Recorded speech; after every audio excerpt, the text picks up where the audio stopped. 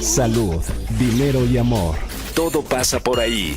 Siempre por 88.9. Tráfico y clima cada 15 minutos. A fuego lento tu mirada, a fuego lento tu nada. Vamos fraguando esta locura con la fuerza de los vientos y el calor de la ternura. Y vamos a platicar sobre inflación. Seguramente usted que nos escucha está un poco confundido porque en el discurso del Banco de México no pasa nada. En el discurso de algunos analistas pasa todo porque se dice que la inflación es el impuesto más gravoso para el poder adquisitivo de la población. Pero para que nos explique Jorge Sánchez Tello, economista de la Fundación de Estudios Financieros de Fundef, ya está en la línea y le agradecemos mucho, deseándole feliz inicio de año, que nos dé una explicación, porque hay sentimientos encontrados respecto a la inflación. Jorge, buenas noches. ¿Qué tal? Muy buenas noches. Un gusto estar con ustedes. Aprovecho para desearle el mejor de los años a todas las personas que nos escuchan, obviamente a ustedes y a las personas que hacen el programa. Y efectivamente empezamos un año complicado y complejo. El tema de la inflación ha llamado mucho la atención. Sí, se reconoce, la inflación el año pasado estuvo muy alta, del 6.7%, la canasta básica por arriba del 9%, y obviamente cada persona tiene su propia inflación de acuerdo a lo que consumimos, pero dentro de todo es una inflación, si bien la más alta en 17 años, está en cierto sentido controlada y obviamente muy lejos de lo que tuvimos en México en los 90, en los 80, que fueron épocas de crisis, obviamente absolutamente nada que ver. Hoy en día, a pesar de esta inflación muy alta, pues es la inflación que tiene en un día Venezuela. Venezuela cerró con una inflación de más del 2.600%. Entonces, obviamente, esto nos ve pues la diferencia entre México y otros países, y hacemos bien en señalar que este tema de la inflación, para no acostumbrarnos, para no verlo con normalidad, y ojalá este año, aunque lo veo un poco difícil, pero sí el año que entra, convergerá a una inflación del 4%. Oye, Jorge, precisamente en ese sentido te saluda Marilena Vega. Mucho se dice que este año comenzará a bajar la inflación por ahí de febrero, marzo, y que alcanzaremos una inflación de 4.5, 4.4, que todavía es alta, pero bueno, pues obviamente muy lejos del 6.77 del cierre del 2017.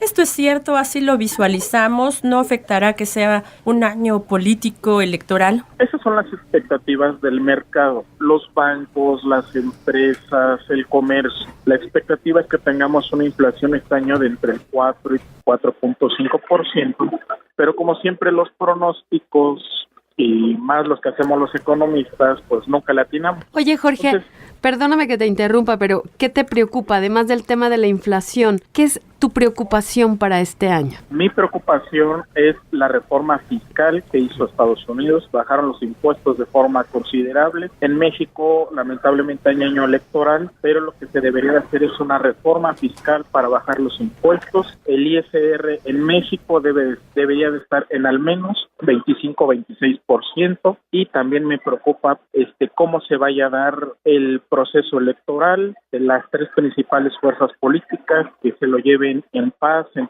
tranquilidad, que limiten sus propuestas populistas, porque justamente los inversionistas internacionales van a estar preocupados sobre el resultado electoral. Se habla del TLC, pero yo creo que independientemente si se cancela o no, están las reglas de la Organización Mundial de Comercio, pero mis preocupaciones son la reforma fiscal y el proceso electoral. Jorge, tú eres experto en banca, en intermediarios, y la banca el año pasado tuvo, bueno, ya nos lo ratificarás, tuvo un año de miedo en materia de ganancias.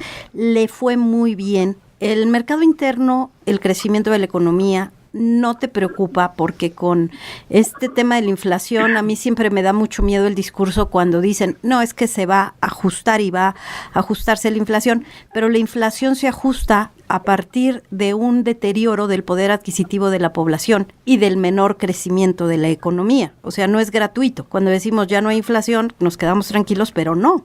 Es que en un país como México es porque no crece la economía. De hecho, el síntoma de que hayan aumentado también los precios es porque el consumo interno también ha aumentado. Está comprobado que, por ejemplo, el Buen Fin, aunque no fue tan bueno como el del 2016, pero la gente compró. Justamente los precios aumentaron por el efecto de la depreciación. Recordemos que a inicio del sexenio estábamos en niveles de 13.50 y ahorita estamos en 19.50. El consumo interno se tiene que reactivar, pero cuidado con las propuestas demagógicas que por ahí trae algún candidato de que eso lo puede hacer el gobierno, de que el gobierno es el encargado de incentivar el consumo interno, y eso desafortunadamente no es cierto. En México ya lo vivimos en los 70s, en los 80s, cada vez que el gobierno, independientemente del partido que sea, se mete en la economía a gastar de más,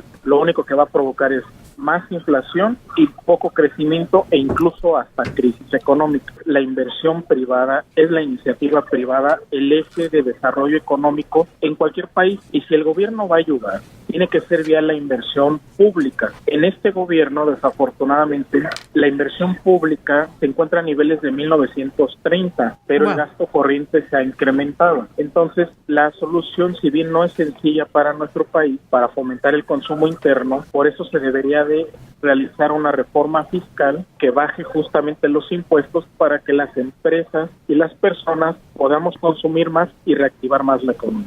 Pues ojalá que las autoridades hacendarias escuchen esta voz de Jorge Sánchez Tello, por supuesto autorizada economista de la Fundación de Estudios Financieros Fundef. Muchísimas gracias, Jorge. Muchísimas gracias por la invitación. A todos ustedes les mando un gran abrazo, también al auditorio, y por acá estamos a sus órdenes. Muchas gracias. Nosotros seguimos, vamos con un especialista médico, sudoración.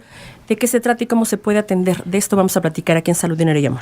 La salud en Salud, Dinero y Amor por 88.9 Noticias. Y bueno, ya estamos de lleno con el especialista en salud sobre excesiva sudoración.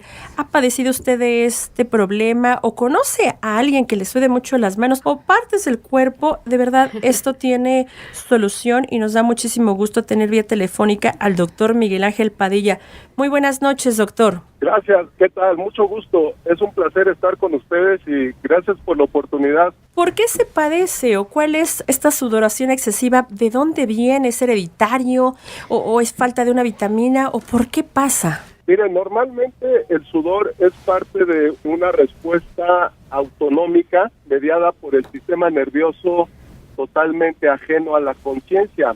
Cuando nace un bebé, un ser humano, el bebé no tiene conciencia y el cuerpo trabaja a través del sistema nervioso autónomo y es la frecuencia respiratoria, los latidos cardíacos, que funciona el hígado, el riñón, el pulmón. Entonces estamos mediados por un sistema que está ajeno a la voluntad. Existe un centro nervioso que debe de regular la presencia o ausencia del sudor y hay varias personas que desafortunadamente lo tienen de manera acelerada y voy a usar una palabra fuerte que es descalibrado. Entonces muchos llegan a mí y me dicen que tienen el termostato fuera de control o descalibrado.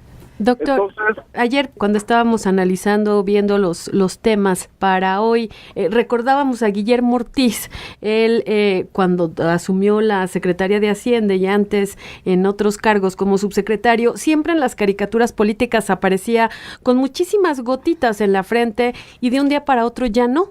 Hay una operación. ¿Qué tan riesgosa, qué tan barata puede ser esta cirugía para evitar esta molesta sudoración? Hay gente que nada más con cargar tantito algo ya empieza a sudar pues de manera descontrolada. Bueno, insisto, el sudor es un reflejo instintivo del organismo como toser, estornudar, vomitar, etcétera. Entonces, no tiene regulación voluntaria. Estos casos se presentan con una presencia anormal continua de sudor durante todo el día, están húmedos y cuando se enfrentan a los factores que hacen el sudor de manera normal, que son el calor, el ejercicio y el más grave, la emoción, entonces los pacientes tienen una crisis y tú los vas a ver como la caricatura de Ortiz, exactamente bañados de sudor. La gente los ve que se ponen nerviosos y sudan y la gente tiene el paradigma de que creen que sudan porque son nerviosos cuando no es así. Ellos tienen de estructura un desajuste en ese centro regulador, en el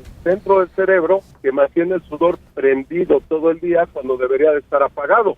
O si lo van a usar en calor, ejercicio o emoción, debería ser una sudoración mínima o tolerable. Estos casos están sobreestimulados y no hay manera de arreglarlos con terapia, con crema. La gente se va al dermatólogo pensando que es un problema de la piel, pero no es así. Doctor, ¿qué porcentaje de la población en México sufre de este tema que técnicamente o médicamente se conoce como hiperhidrosis? Se estima que hay un 3 al 5% en una población estudiada. Si México tiene 130 millones de habitantes, estamos sobre los 5 o 6 millones de mexicanos que lo padecen. No saben que tiene un nombre, no saben que se puede curar, y nosotros tenemos 15 años de ver, valorar y curar a estos casos.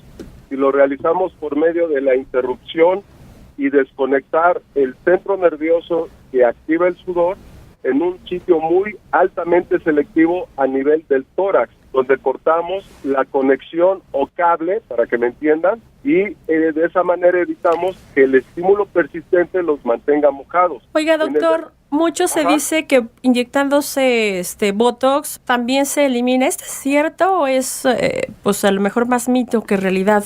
No, eso es cierto, pero vuelvo a insistir, el problema nace en la pérdida del control del centro nervioso.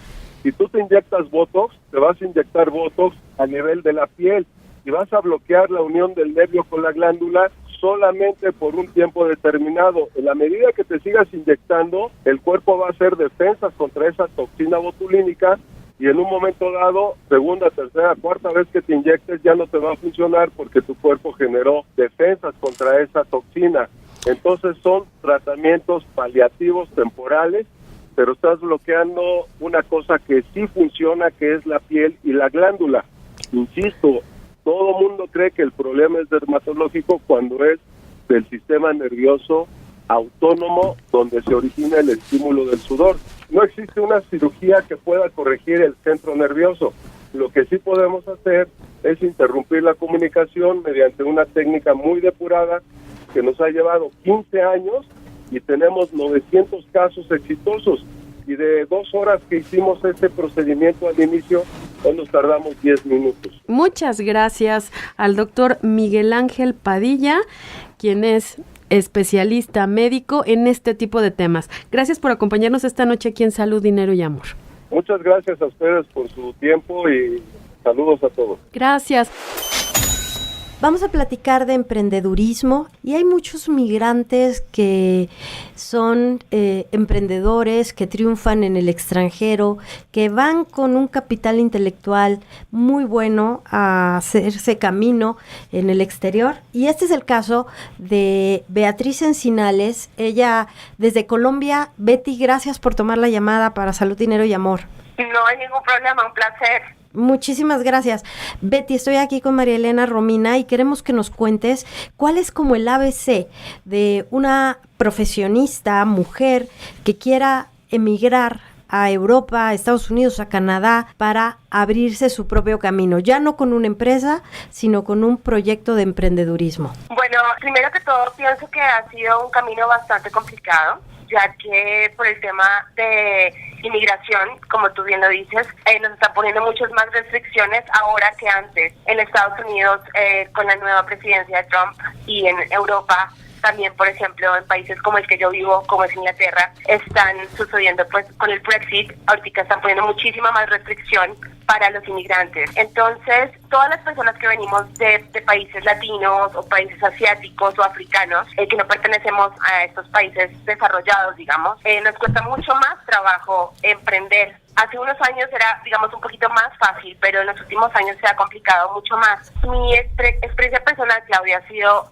pues una experiencia un poco, digamos, difícil, como la de muchas personas, por el tema de papeles, porque muchas personas, de hecho, que me escriben, me preguntan y me dicen, Betty, ¿cómo hago para conseguir o trabajo? ¿Cómo hago para emprender cuando no soy de allá? Y la respuesta realmente es, hay muchos tipos de visa, pero al mismo tiempo toca prepararse bastante bien para tener las calificaciones, digamos, académicas y el dinero, o un proyecto en el cual realmente tú puedas adicionar un valor al país en el que vas. Betty, normalmente pensamos que cuando se habla de migración, siempre lo primero que nos viene a la cabeza es el sexo masculino, el que siempre se va a otros países en busca de nuevas oportunidades. En el caso de las mujeres, ¿cómo está el tema de migración, Betty? Pues mira, sigue siendo un tema difícil y las mujeres, aunque tomamos el toro por los cuernos, creo que nos cuesta un poco más trabajo, porque pues la vida